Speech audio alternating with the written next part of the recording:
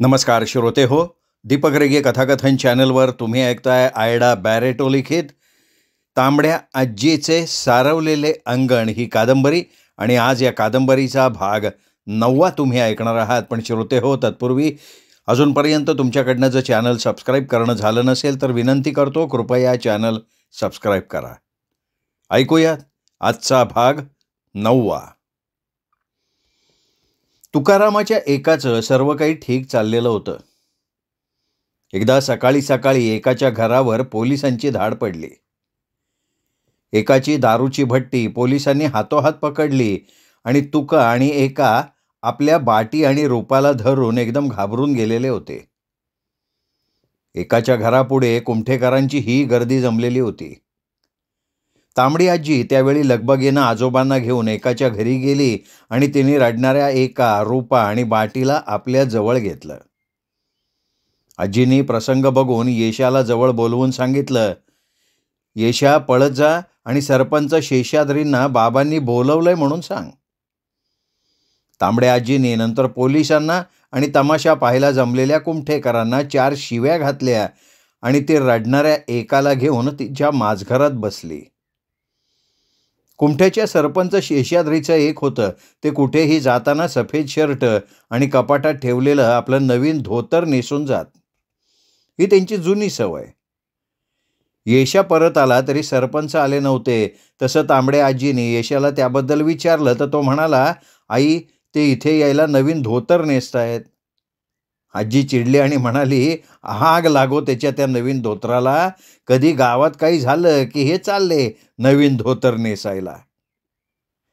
एकाच्या अंगणात पांडुरंग, तात्या, नारोभट, विठ्ठल भट, कुमठ्यातले सगळे कुमठेकर, त्यांची बायका, पोरं जमलेली होती. तुकानं एकाला आपल्या मागे ठेवून तो पोलिसांना म्हणाला, हे बघा, यात माझ्या बायकोचा काही हात नाहीये, हे सगळं मीच करत होतो. आणि जो तो कुमठेकर म्हणाला की आपल्या पेडावर चपलाचे अंगठे शिवणारा गरीब तुका घरी हे असे धंदे करत होता, हे खरं वाटत नाही. म्हणतात ना, खाली मुंडी पाटाळ धुंडी. आणि सगळ्या कुमठेकरांचे ताशेरे बिचारा तुका खाली मान घालून ऐकत उभा होता. हे सगळं ऐकल्यावर आजोबा एकदम रागवून त्या कुमठेकरांवर ओरडले, अरे, आपल्या पोरांसाठी यांनी थोडी दारू गाळली तर त्यात एखाद्याचं घर जाळल्यासारखं तुम्ही काय बोंबलताय. विठ्ठल भट सुद्धा त्यानंतर पुढे आले आणि म्हणाले, कुमठेकरांनो, तुका आपलाय. त्याच्यावर हा प्रसंग आला तर त्याला पाठीशी घालायचं सोडून उलट तुम्ही असं बोलताय. आणि उद्या अंबाबाईच्या देवळात प्रसाद घ्यायला धावता. उद्या कोणालाच देवळात प्रसाद, तीर्थ काहीही मिळणार नाहीये. तेवढ्यात शेषाद्री सरपंच आले आणि नंतर शेषाद्री सरपंच, विठ्ठल भट, माझे आजोबा, पांडुरंग या सगळ्यांनी मिळून पोलिसांचे हात ओले करून तुकाची म्हणजे एकाची सुटका केली होती. आणि नंतर एकाच्या दारूच्या भट्टीची तोडफोड करून पोलिसांची जीप तुकाच्या फाटकातनं निघून गेलेली होती. आणि मग सगळे कुमठेकरही निघून गेले. त्यावेळी एकाचा तुका त्या आपल्या मोठ्या अंगणात आजोबांना धरून ओक्साबोक्षीर रडला. तेव्हा एक भयचकित नजरेनं आपल्या तुकाकडे एका बघत राहिलेली होती. आणि तुका तिच्याकडे बोट दाखवून आजोबांना म्हणत होता, या एकानं हे सगळं केलंय रे मारोत्या. माझ्या घराण्याची आज आबरू गेली, वाटतं ह्या क्षणी मरून जावं. आणि तांबडी आजी एकदम पुढे येऊन तुकाला म्हणाली, अहो भाऊजी, हे सगळं एकानं तुमच्यासाठी, तुमच्या पोरांसाठीच केलं ना. आणि लोकांचं तुम्ही आम्हाला सांगू नका हो. पूर्वी त्यांनी माझ्याबद्दलही काही बाई उठवलं होतंच का नाही. त्यावेळी मी त्या सगळ्यांना धडा शिकवलेला होता. भाऊजी, उद्या पोलिसांशी हात मिळवून तुम्ही दारूचा धंदा सुरू केला तर हेच कुमठेकर तुमच्या अंगणात येऊन दारूसाठी रांगा लावतील. आणि आज पोलीस का आले होते ठाऊक आहे? तुमच्याकडून हप्ता खाऊन तुम्हाला राजरोज दारूचा धंदा कर असं सांगायला ते आले होते, कळलं ना.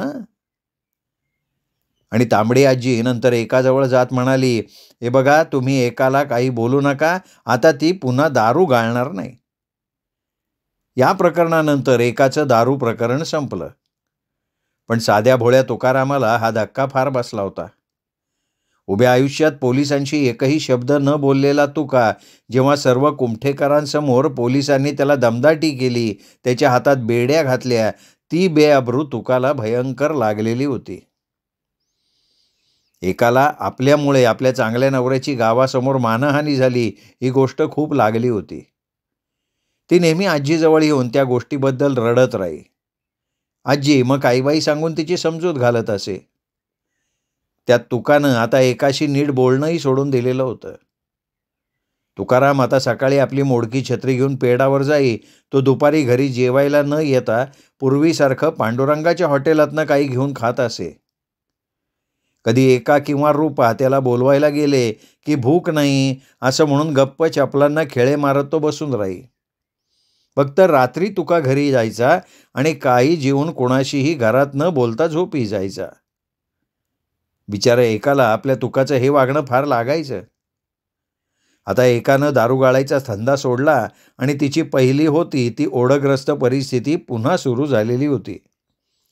दर दिवशी तिने मडक्यात जमवलेले पैसे कमी कमी व्हायला लागले होते. तरीही चांगल्या एकाला आपल्या कमी होणाऱ्या पैशापेक्षा तुकाचं तिच्याशी तुटक वागणं फार लागायचं. पण एकाला ठाऊक नव्हतं, नेहमी दुसऱ्याला हसणारे कुमठेकर पेडावर तिच्या तुकाकडे बघून हसतात, त्याची चेष्टा करतात आणि हे सगळं तुकाला सहन होत नव्हतं.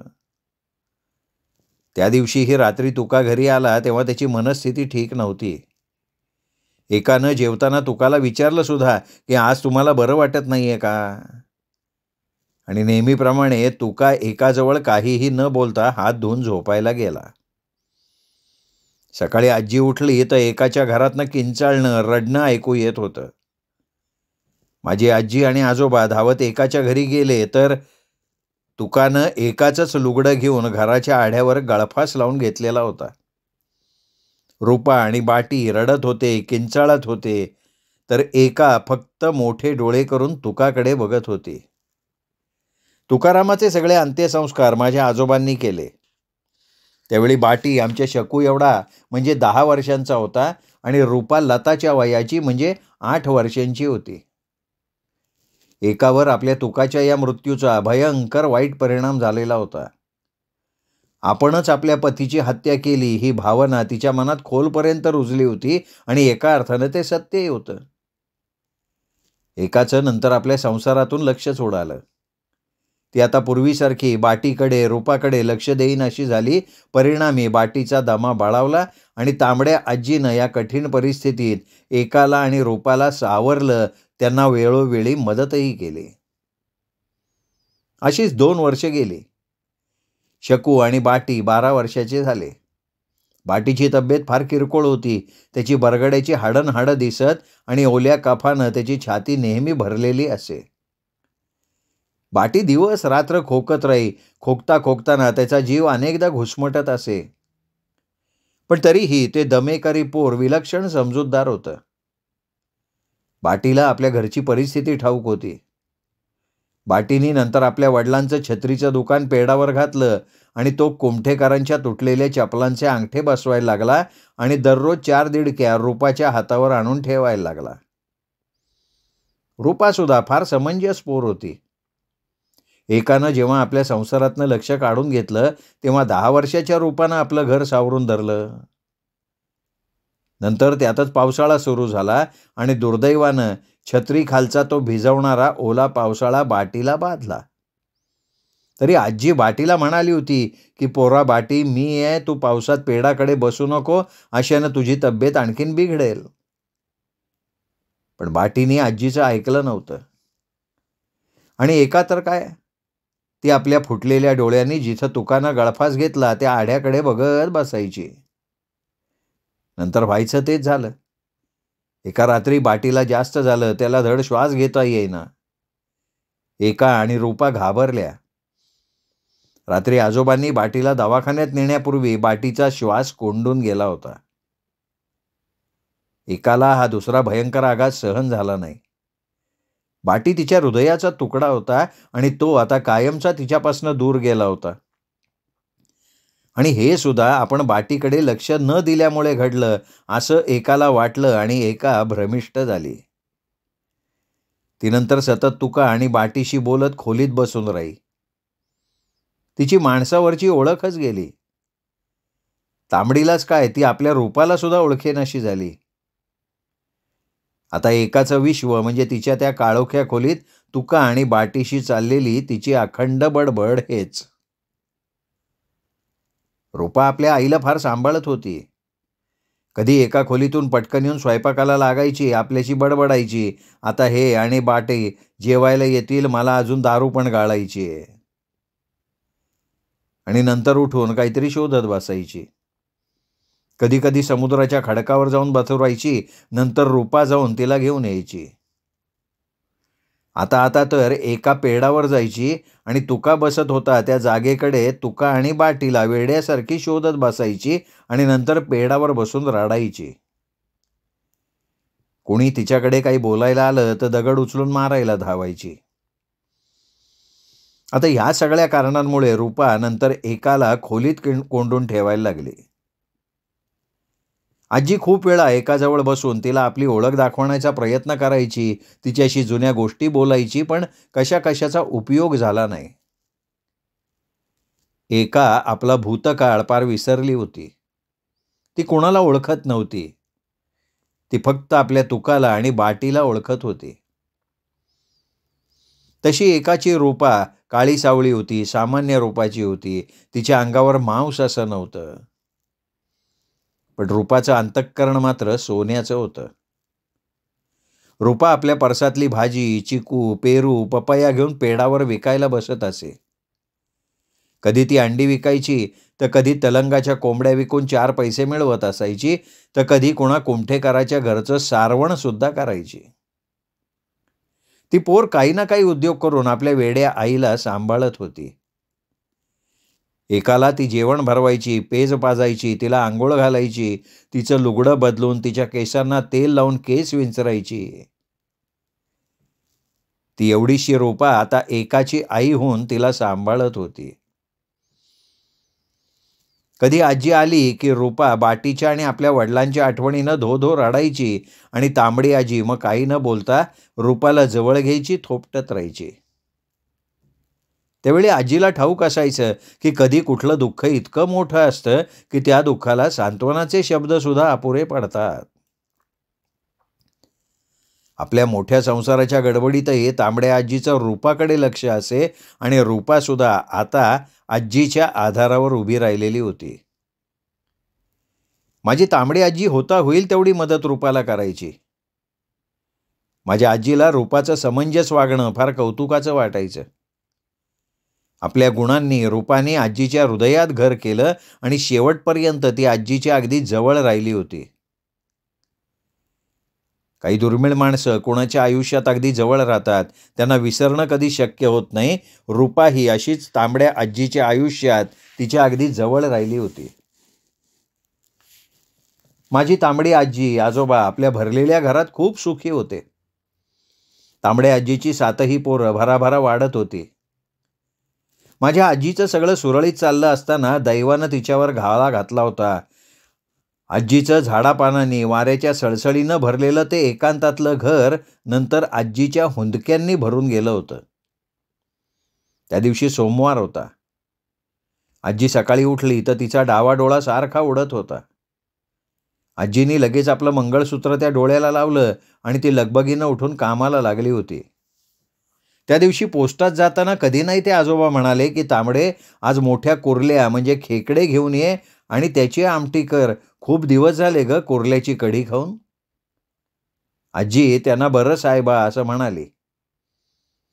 त्या दिवशी आजी आजोबांनी स्वतः सांगितलं म्हणून जरा लवकर बाजारात गेली आणि नशिबानं तिला कधी नाही ते मोठे खेकडेही मिळाले. आजीनी नंतर घरी येऊन त्या खेकड्याची आमटी केली, भात केला. आजीची पिलावळ शाळेतनं आली तेव्हा आजीनी फळबागेत जेवायची तयारी केली होती. शकू, लता, नलीनं चटई घालून ताटं मांडली, पाण्याचे पेले ठेवले, तरी आजोबांचा पत्ता नव्हता. नेहमी आजोबा पोरांची शाळा सुटायच्या अगोदर येत असत, पण आज त्यांचा पत्ता नव्हता. आपली सगळी पोरं भुकेलेली आहेत हे बघून तांबड्या आजीनं शकूला पोस्टात जाऊन आजोबांना लवकर बोलून आणायला पाठवलं आणि ती आपल्या पोरांना म्हणाली, आता शकू आणि बाबा आले की मी वाढते तुम्हाला. थोड्याच वेळात शकू माय माय असं ओरडत पळत पळत घरी आली होती आणि नंतर आजीपुढे सगळं विश्वच गरगरलं होतं. पोस्ट ऑफिसमध्ये आजोबा खुर्चीत बसून पत्रावर शिक्के मारत असताना तिथेच त्यांना तीव्र हृदयविकाराचा झटका आला होता. त्यांना तातडीने गावच्या दवाखान्यात नेलं होतं, पण डॉक्टरांनी काही उपचार करण्यापूर्वी आजोबा आपलं सुंदर घर, आपली सुंदर पत्नी, आपल्या लहान लहान 7 पोरांना पत्नीच्या स्वाधीन करून कधीही परत न येण्यासाठी निघून गेलेले होते. माझ्या तांबड्या आजीवर हा जबरदस्त आघात झाला होता. तिला कळेना, सकाळी सकाळी तर आपला नवरा व्यवस्थित चहा पोळे खाऊन गेला होता. त्यांची आवडती कुर्ल्याची कढी अजून चुलीवर गरम होती आणि ते मात्र. तांबडी आजी तशीच रडत पळत दवाखान्यात गेली. तिच्या मागोमाग रडत पडत तिची 7 पोरं. आजीनी पाहिलं, त्या मोठ्या टेबलवर आजोबा शांत झोपले होते. पानग्या पोस्टमास्तरला आजोबा गेले हे 7 पोरांच्या आईला कसं सांगायचं, ही विवंचना असताना आजी आपल्या पोरांसह रडत ओरडत तिथे आली होती. आजोबांच्या या अकस्मात जाण्यानं आजी पूर्णपणे खचली होती. मोठी शकू त्यावेळी अवघी 14 वर्षाची होती आणि मग तिच्या खालोखाल बाकीची. आजोबांचं प्रेत जेव्हा सफेद कपड्यात गुंडाळून त्यांच्या आवडत्या पपनीसाच्या झाडाखाली ठेवलं गेलं, तेव्हा आजोबांचं ते निर्जीव शव आजीला एकदम भयाण वाटलं. याच आत्ता शांतपणे झोपलेल्या पतीच्या आधारावर ती आजपर्यंत बिनधास्त होती, सुखी होती. तांबडी आजी अंगणात बसून रडत रडत आजोबांकडे बघत होती. तेव्हा उन्हाचा एक लहानसा कवडसा तिच्या तोंडावर पडला होता आणि आजीला त्यावेळी अचानक वाटलं, आता ह्या उन्हाच्या झळा अशाच आपल्या संसारावर पडत राहणार. तिने सावकाश वळून आपल्या पोरांकडे बघितलं. सगळ्यांच्या डोळ्यातली भूक तिला स्पष्ट जाणवली. तशी ती आपलं रडणं थांबवून उठली, आजोबांजवळ गेली. तिथे बसत म्हणाली, अहो, मला न सांगता एवढं जायची घाई का केली? आता ह्या पोरांना बघणार कोण? आणि सगळे कुमठेकर तांबड्या आजीकडे बघत असताना ती तेवढंच बोलून तिथेच कोसळली. तिच्या सुंदर डोळ्यातले अश्रू तिच्या लांब पापणीआड सुकून गेलेले होते. आजोबा वारले आणि आजीच्या माळ्यावर ते राहायला लागले. त्यांच्या 7 मुलांनी, तांबड्या आजींनी त्यांना वेळी अवेळी तिथे पाहिलं. आजींनी माळ्यावर ठेवलेल्या बरण्या खाली काढल्या आणि वरच्या माळ्यावरची खिडकी बंद करून टाकली. त्या माळ्याचं बसकं दार लावून घेतलं आणि नंतर तिने फळाची शिडी कधीच त्या माळ्याला लावली नाही. कधीतरी रात्री आजीला वर आजोबांचा हलके खोकण्याचा, त्यांच्या चालण्याचा आवाज यायचा. आणि मग तांबड्या आजीला त्यावेळी लताच्या जन्माच्या वेळीची ती घटना आठवायची आणि तिच्या अंगावर शहारा यायचा. माणसाच्या अतृप्त इच्छा मेल्यावर सुद्धा त्यांना कशा परत आणतात हे तिने प्रत्यक्ष पाहिलं होतं. आताही तांबड्या आजीच्या डोळ्यांपुढे त्या सगळ्या घटना जशाच्या तशा उभ्या राहिल्या होत्या. असं म्हटलं जातं की आयुष्यात काही माणसांना विसरणं फार अशक्य असतं आणि ते सत्य आहे. आमच्या आजीच्या घरामागे, परंतु डावीकडच्या वळणावर जरा दूर, लाल मातीची एका खणाची 2 घरं एकमेकांना चिकटून उभी होती.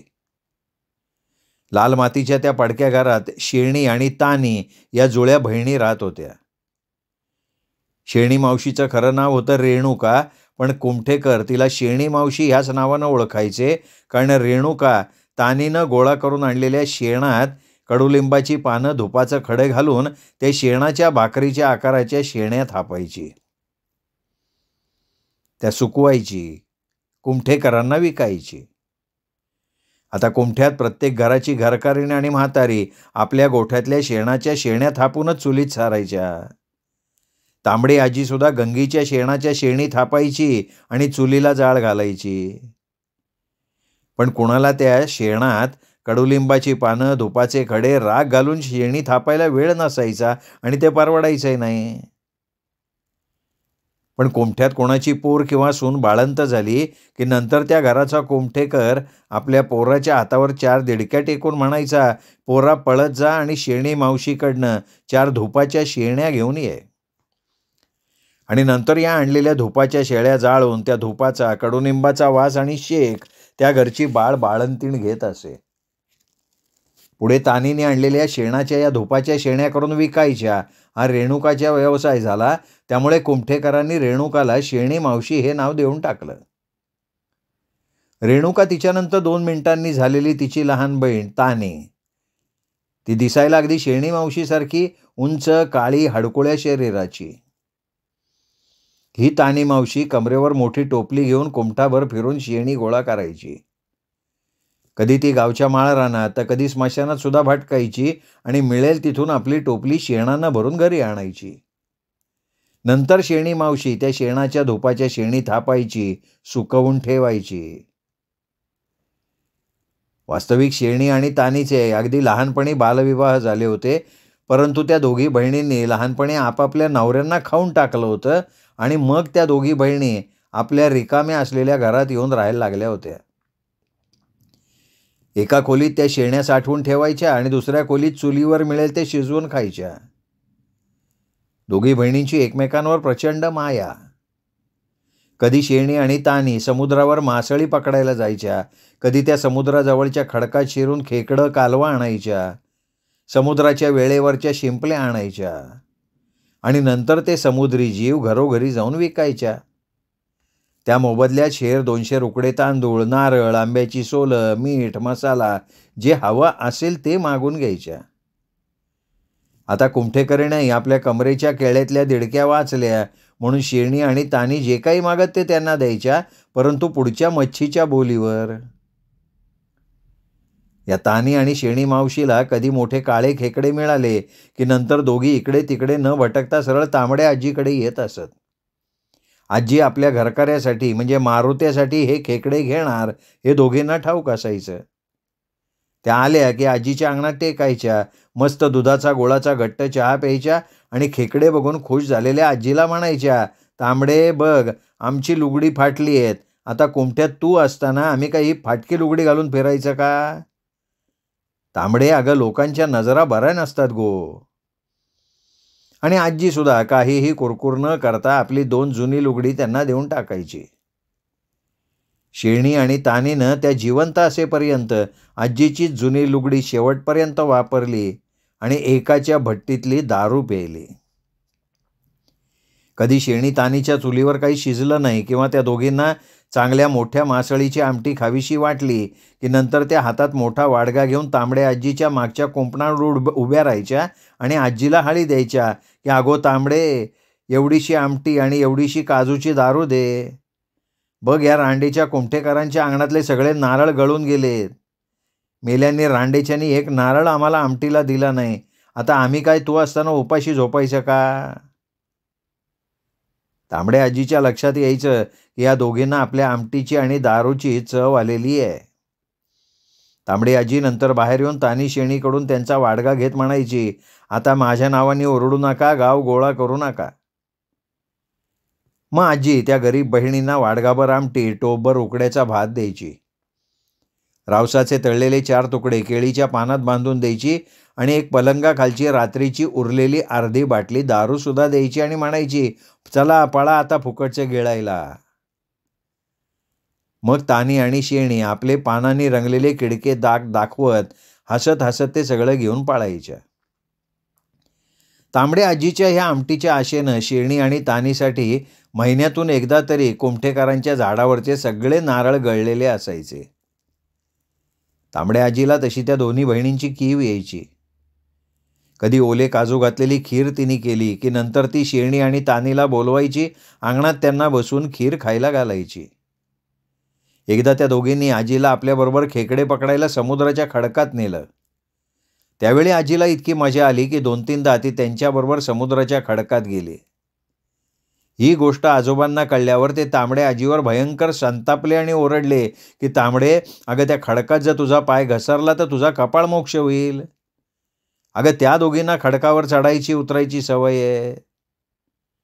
तांबडे, पण तिथे जाण्यापूर्वी तू माझा, शकूचा, लताचा, नलीचा तरी विचार कर. नंतर पुन्हा म्हणून आजी त्या दोघींबरोबर समुद्राच्या खडकावर काही गेली नाही. एका अशुभ पावसाळी दुपारी तानी आणि शेणी भरपूर फेणी पिऊन समुद्राच्या खडकात खैकडे पकडायला गेल्या आणि फेणीच्या गुंगीत शेणीचा पाय वरच्या खडकावरनं घसरला आणि ती सरळ खवळलेल्या समुद्रात पडली. शेणीला वाचवायला म्हणून तानीने आपल्या जीवाची पर्वा न करता त्या खवळलेल्या समुद्रात उडी मारली. समुद्राने क्षणार्धात त्या दोघींना घट्ट करून टाकलं. 2 दिवसांनी शेणी आणि तानीचे माशांनी खाल्लेले मृतदेह समुद्राने किनाऱ्यावर फेकून दिले. त्यावेळी त्या दोघींनी मरणाच्या तशाही अवस्थेत एकमेकींचे हात घट्ट धरलेले होते आणि दोघींच्या अंगावर तांबड्या आजीचीच लुगडी होती. कुमठ्याचे सरपंच शेषाद्री, माझे आजोबा, नारोभट, विठ्ठल पुजारी, पांडुरंग या सगळ्यांनी मिळून शेणी आणि तानीनं साठवलेल्या धुपाच्या शेण्या घालून त्या दोघींची चिता पेटवली. कुमठाभर धुपाचा वास सुटला होता. शेणी आणि तानी मावशीचं पर्व कुमठ्यातनं संपलं आणि कुमठेकर 2 दिवसात दोघींना विसरूनही गेले. माझी आजी त्या दोघींसाठी खूप रडली. तिने नंतर चांगली मासळी आणली, स्वयंपाक केला, खीर केली आणि दारू ठेवून तानी आणि शेणीला मागच्या अंगणात पानं ठेवली आणि काय आश्चर्य, त्या पानावर लगेच कावळ्यांची झुंबड पडली. तांबडी आजी त्यावेळी समाधानानं हसली. तानी शेणी तृप्तीनं गेल्या हे त्यावेळी तिला कळलं आणि नंतर ती त्यांना विसरून गेली. पण तानी आणि शेणी मावशी मात्र आपल्या त्या तांबड्या मैत्रिणीला विसरलेल्या नव्हत्या. श्रोते हो, तुम्ही ऐकताय आयडा बॅरेटो लिखित तांबड्या आजीचे सारवलेले अंगण ही कादंबरी. आज 9वा भाग तुम्ही ऐकला. 10वा भाग ऐकण्यासाठी उद्या भेटूयात दीपक रेगे कथाकथन चॅनलवर. तोपर्यंत नमस्कार.